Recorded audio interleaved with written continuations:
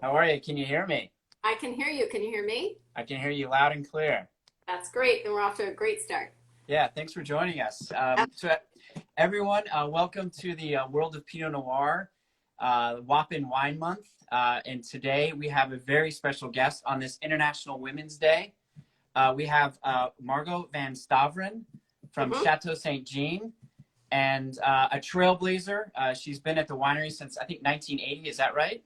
Yeah, yeah. Thanks for saying that. Yeah, yeah. Sorry. And well, That's everyone else, when they talk about you, always lists how many harvests you've had.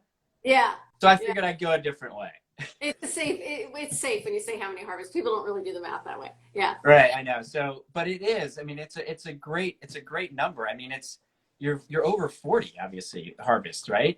yeah. And age. Yes, I'm over 40. That's all right. That makes two of us. So, Actually, 41 or two. I'll add that up afterwards. well, that's great. Well, it is International Women's Day, and that's why we wanted to talk to you today. And I mean, let's just go through. I have a long list of your achievements, so I think we should. I think it's worth it to go through this because, you start off in a business that when you started really wasn't a lot of men out there working, and you've really proven to be one of the top winemakers in your game, and especially here in California. And so, let me just go through the accolades and embarrass you really quickly. If that's okay. You, yes. Okay. So Margo here has celebrated. There it is, more than 40 harvests. Sorry. At Chateau St. Jean. During her tenure with the winery, she's played a pivotal role in every facet of the winemaking process. In 2008, Wine Enthusiast magazine named her Winemaker of the Year. And also two of her wines were top 100s at Wine Spectator. One of them was number one of them was number two. That's not too shabby. And if anyone doesn't know about Wine Spectator's top 100, that's basically the top 100 wines of the world that year. So that is quite an achievement. So I just, Chateau St. Jean, and, tell us about your story. Tell us how you first got started there. Honestly, it was serendipitous. I fell into the wine business. I went to UC Davis, grew up in Marin County, didn't really know what I wanted to be. I was going to be a special ed teacher, actually. And I loved science, and I sort of fell into winemaking. And it took me 5 years. That was a long time back then. To get the degree. And then I just started out, ironically, at Beringer Winery as a lab technician for a harvest. Moved right over after that to Chateau St. Jean and never looked back. I had no intention when I came here of spending my entire career at Chateau St. Jean, but it turned out to be a pretty good place to be. So it wasn't my childhood dream to be a winemaker, but it fit really well with what I enjoyed and the science side of it and the art side of it. So it just sort of happened. Yeah. And we're going to get more into it. But at first, do you have a glass of wine? Yeah, I got a glass. Oh, of course I have a glass of wine now. Right?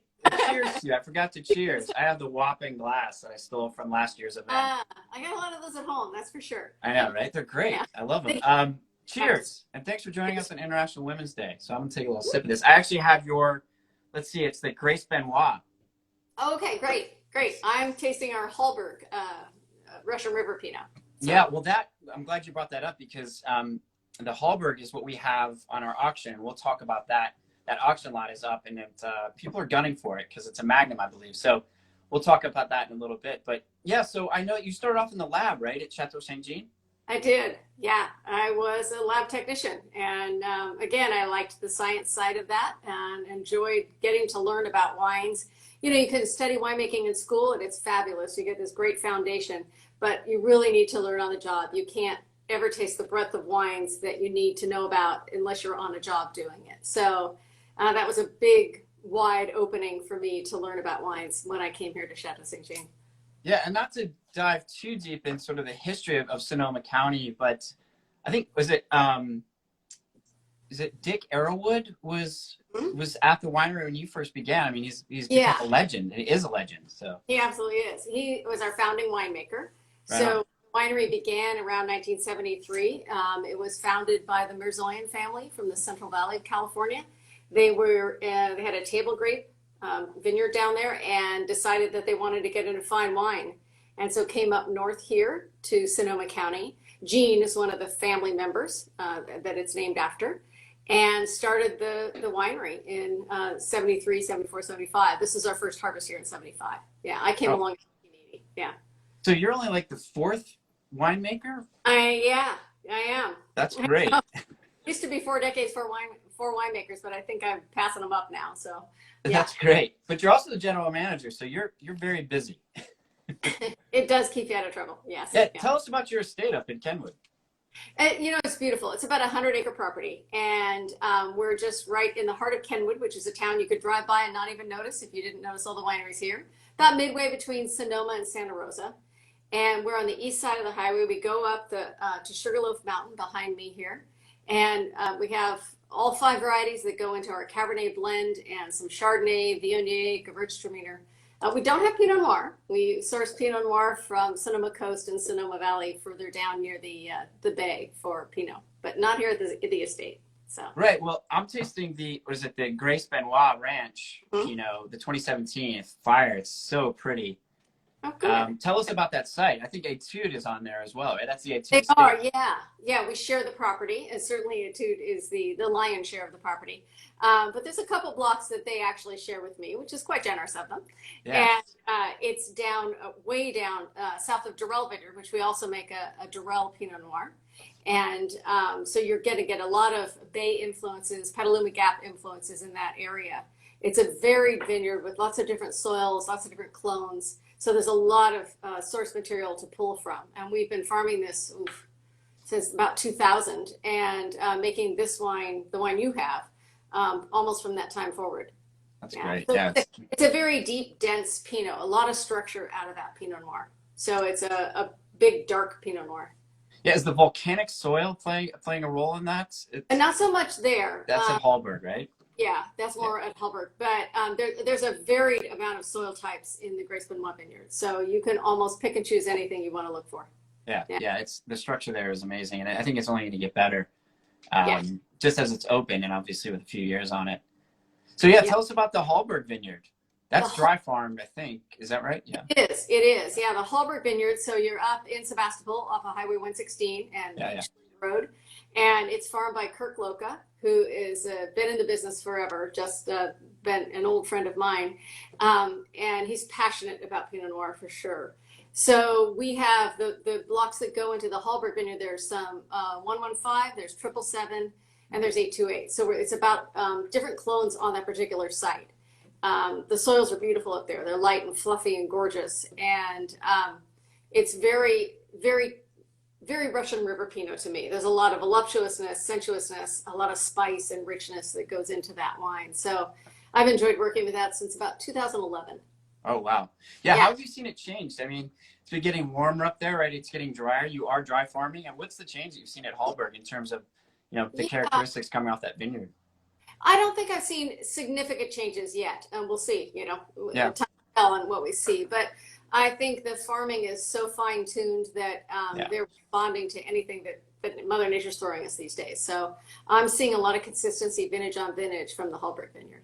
That's Yeah. great. Yeah. Well, it's dynamite stuff. And again, we're going to talk about it. It's at our theworldofpinotnoir.com. It's on our auction lots. It's one of our main auction lots going on right now. So you can bid on, I think, a very big bottle of that. So we're I think it excited might about it. be 2 750s. We don't typically put Pinot down to Magnum, so we probably sent you 2 750s. So You're absolutely right. I was just Yeah, corrected two online. opportunities. People are like, no, it's not a Magnum. It's 750s. yeah, yeah, So thank you for the correction. I appreciate yeah. it. I want to make sure people know what they're getting. Yeah. Yeah. So you work with those two vineyards for your Pinot Noir, right? That's what Chateau Saint Jean makes, correct? That Yeah. and so we make 6 different Pinot Noirs. So we're working with Durrell Vineyard as well. Oh, nice. A site that's way up on the top of the Bella Ranch, 777 block up there that we make a single vineyard bottling, and then Gap's Crown, which All right. is a great vineyard to get to work with as well. A couple different sites at Gap's Crown with different clones, and we've been bottling that for several years as well. So we make Nice. also a Sonoma Coast that's kind of our entry level Pinot, and then a reserve that's sort of blended across the vineyards for style. Nice. Nice. Yeah. Jeff, if you choose a favorite of those, what are you drinking the most? You going to Gap's Crown? It depends on the night, I'm open-minded. Probably into Gap's Crown these days because I'm If you taste a lot of Cabernets during the day, a Pinot Noir that's a very highly structured, like Ash Brown, actually can be refreshing. I don't drink beer, so I'm one of those winemakers that doesn't go home at the end of the night and drink beer. I drink an aromatic white or a highly structured Pinot. So, Yeah. Well done. Same here. Though I like a good beer every now and then. yeah, I have never developed a taste, so I'll have to work on that. Really?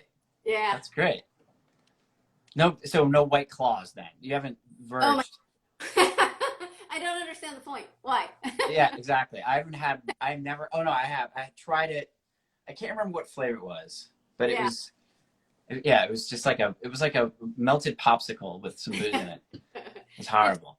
It doesn't give enough. It's like a wine with no structure or no density. It's like, well, why? No, I'm not going there. You didn't sell me on that one. No. Well, let's talk, I've gone back and, we've looked at a lot of the interviews that you've done, and everyone always tries to pin you down. Especially, you've done interviews actually on International Women's Day before. You did a podcast on it for some ladies up in Canada. I know you've been interviewed. So I know I'm a huge stalker. I feel a little uncomfortable now. And one of the things that you did mention in one of your past interviews was that people really tried to pin that you're a trailblazer, and I think that you are, and I'm not trying to take away from that. In fact, I'm trying to promote that. But I love how you always give credit to the few women that were working before you. Like I know you mentioned, I know you're a big fan of Mary Edwards, and so, but what's it like? I mean, you're a seminal female winemaker, and now there's female winemakers. We celebrate them at World of Pinot Noir, obviously. And thankfully, International Women's Day is always falling in and around our event. So we always get a chance to highlight them in some way.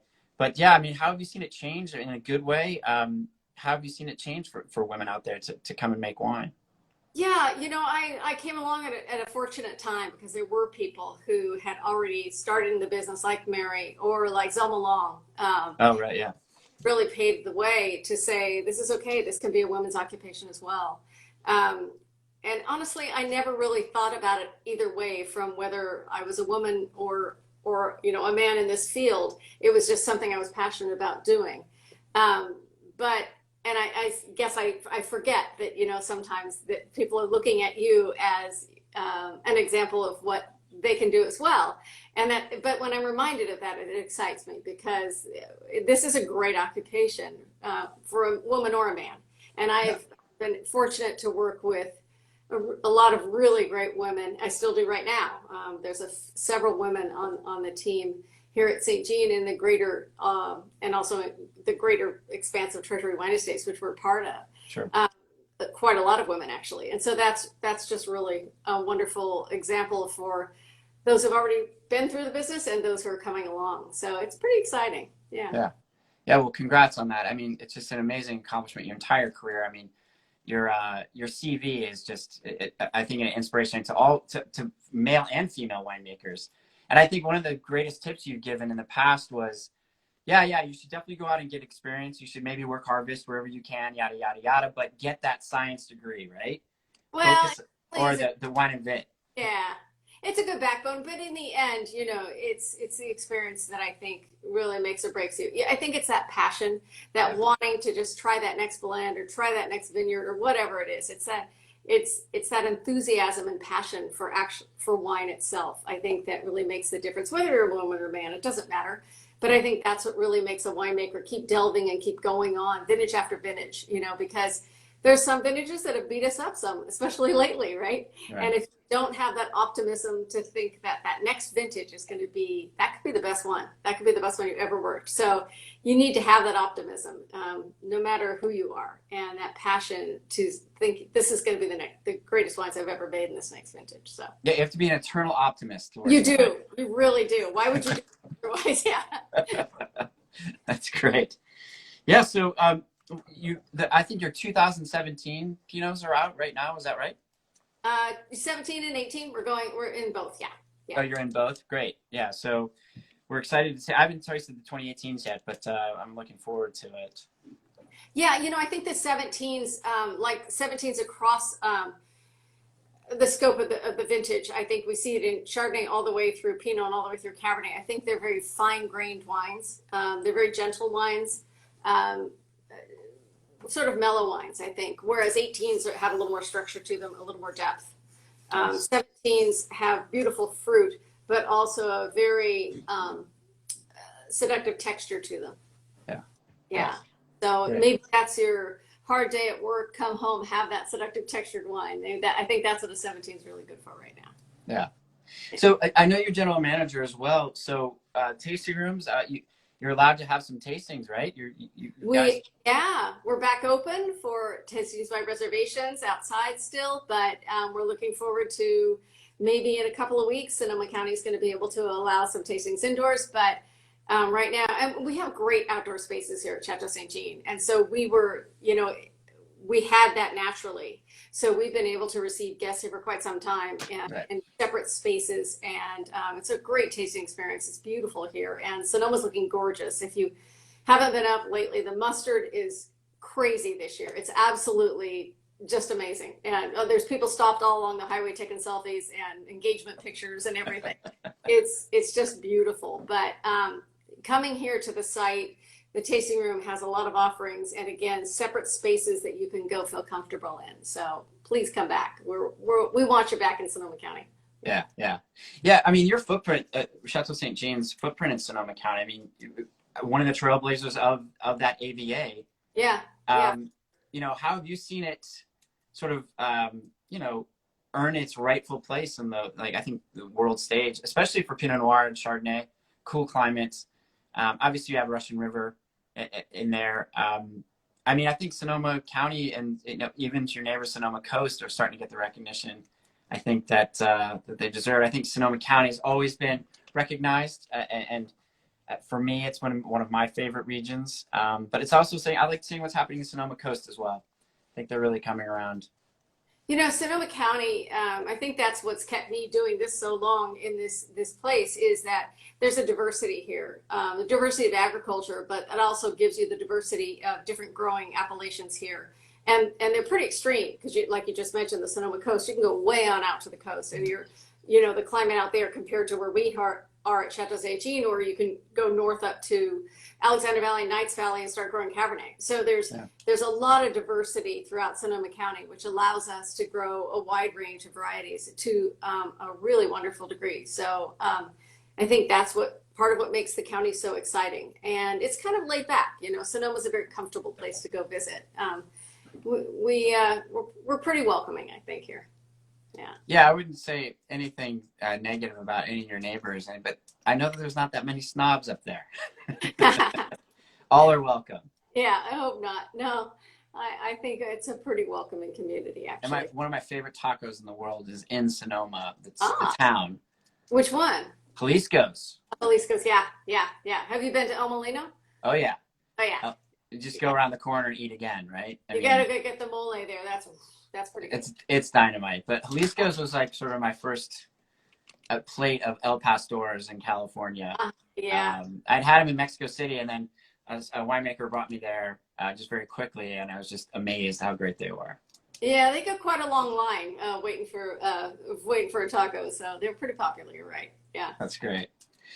Well, Margo, we're supposed to keep these relatively quick. What else am I missing? What else can we talk about? How can we get more people to go to Chateau St. Jean and pick up some of the wine? Well, yeah, again, we're coming into springtime. The weather's we have some rain this week, thank goodness. But we're going into springtime. It's gorgeous here. It's laid back. It's comfortable places, safe spaces for folks who might be more concerned about COVID restrictions. We've got it set up really well for you. And, and you can visit the town of Sonoma, which is just a lovely spot to visit anyway. So Sonoma's got a lot to offer. That said, I kind of miss being down at World Pinot Noir. I got to be honest with you. This is the first year in a long time, to not go down there. So I'm looking forward to going back there as well. And so are we. And just, we'll be back. We'll be back at the Baccara. Yeah. There'll be white robe parties, et cetera, sooner or later. Sounds good. Hopefully next year. Well, Margo, thank you so much for joining us on International Women's Day and during WAP and Wine Month. I'm going to do a little house cleaning to promote those two 750s. Thank you. Sounds good. Of the Hallberg, right? The Hallberg estate. Hallberg Ranch down out at Russian River. I've got a bottle right here. Nice. Yeah. Yeah, well done. Yeah, and so anyone, the bidding is going what we can tell right now is going pretty fast. So people jump on it now. It's at worldofpinotnoir.com. Just check out auction, the tab in there, and you can bid on this amazing wine. So thank you so much, Margo. We really appreciate it. Thank you. I appreciate the offer to get to join you. Thanks so much. Okay, bye See you. now. Okay, bye-bye.